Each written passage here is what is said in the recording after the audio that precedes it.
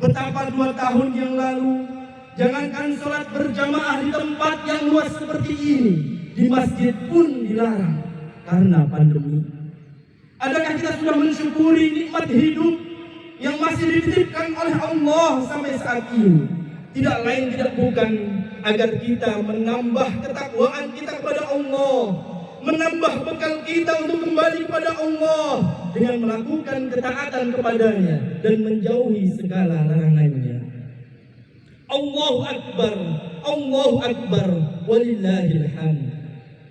Salawat serta salam kepada Nabi besar Muhammad sallallahu alaihi wasallam yang mengajarkan pada kita bertakbir, mengagungkan Allah Subhanahu wa taala.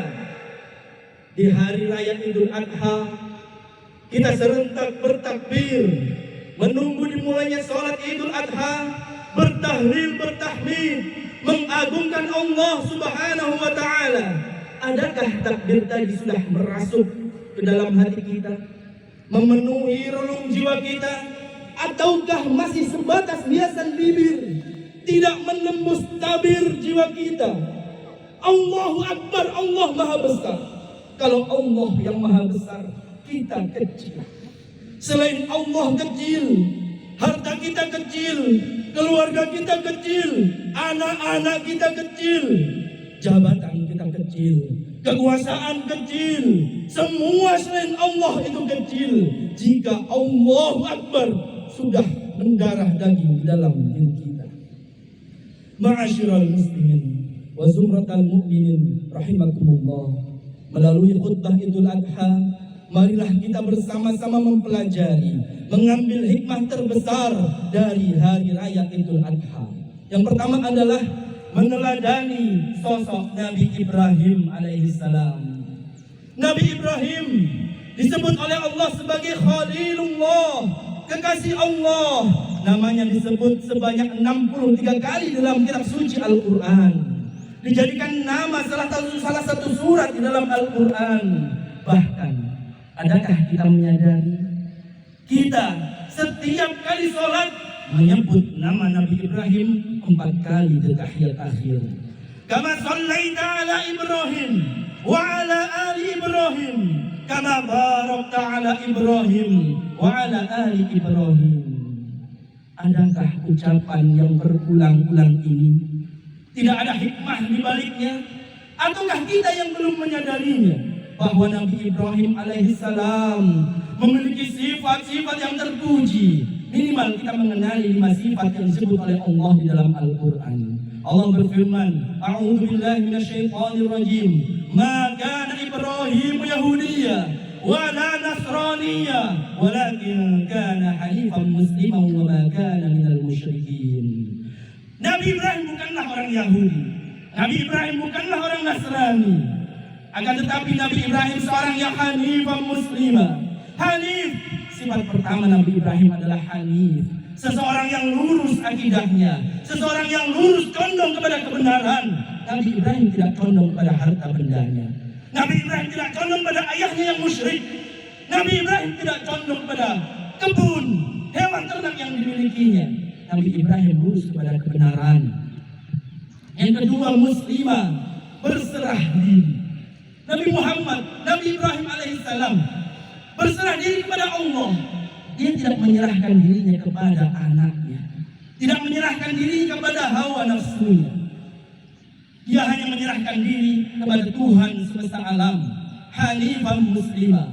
Bahkan di salah satu riwayat yang dijadikan bacaan doa iftitah dalam sholat, disebutkan juga, wajjahtu wajhiya lilladzi fataras samawati wal ard hanifan muslimah wa ma ana minal musyrikin. Adapun 3 sifat yang lainnya, Allah berfirman, inna Ibrahim lahalimun awwahun munib. Sesungguhnya Ibrahim adalah sosok yang penyantun, sosok yang sangat lembut hatinya, yang suka kembali hanya kepada Allah. Bagaimana kita bisa memahami dan membuktikan kelima sifat Nabi Ibrahim tadi? Tidak lain tidak bukan dengan mengenang perjalanan hidup beliau yang penuh dengan cobaan, minimal kita memahami 3 cobaan yang beliau hadapi. Cobaan yang pertama adalah yang berasal dari ayahandanya sendiri, dari bapak kandungnya, yang mana beliau memiliki profesi sebagai pemahat batu, pembuat berhala, lalu disembah oleh dirinya sendiri. Nabi Ibrahim sebagai anak yang soleh mengingatkan ayahnya, "Ya abati, atattakhidu asnaman alihah." Wahai ayahanda, adakah engkau menjadikan batu sebagai sesembahanmu? Adakah batu yang kau pahat itu tidak bisa bicara, tidak bisa mendengar, tidak bisa menolongmu sedikit pun, engkau jadikan Tuhan sesembahanmu? Ayahnya yang bernama Azar mendengar kebenaran dan kebaikan dari anaknya, membalas dengan balasan yang keras dan jahat. Ayahnya menjawab, "Araghibun anta bi alihati ya Ibrahim?" Adakah engkau membenci Tuhanku, wahai anakku Ibrahim? Adakah engkau tidak suka dengan sesembahanku ini, wahai Ibrahim? Fa illam tantahi la arjumannak. Jika kamu tidak berhenti dari menceramahiku, jika engkau tidak berhenti menasehatiku Ibrahim, la arjumannak, aku akan merajammu, akan aku lempar dirimu dengan batu sampai mati. Wahjurni maliya, tinggalkan aku sendiri wahai anakku. Tinggalkan, hentikan omong kosongmu itu. Ma'asyiral muslimin wa sunnatal mu'minin rahimakumullah. Itulah kebaikan. Tidak selamanya berbalas dengan kebaikan. Terkadang kita menyeru kebaikan, orang yang kita seru membalas dengan olok-olokan. Akan tetapi Nabi Ibrahim dengan 5 sifat yang terpuji tadi, menjaga sopan santunnya, menjaga lemah lembut hatinya kepada ayahnya. Difirmankan oleh Allah jawaban Nabi Ibrahim ketika diancam dengan rajam, ketika diusir oleh ayahnya sendiri. Qala, "Salamun alaika, sa'astaghfiru laka rabbi, innahu kana bi hafiyya." Wahai ayahanda, semoga keselamatan senantiasa menyertaimu. Sa'astaghfiru laka rabbi, aku akan tetap memintakan pada Allah Tuhanku ampunan bagi dirimu. Sesungguhnya innahu kana bi hafiyya, sesungguhnya Tuhanku yaitu Allah sangat baik dan dekat kepadaku. Ma'asyiral muslimin wa sunnatal mu'minin rahimakumullah. Kewajiban seorang anak mengingatkan orang tuanya jika berada dalam kesesatan, jika berada dalam ketidakbaikan dan kemaksiatan. Seorang anak meskipun dalam kebenaran hendaknya menjaga sopan santun dalam mengingatkannya.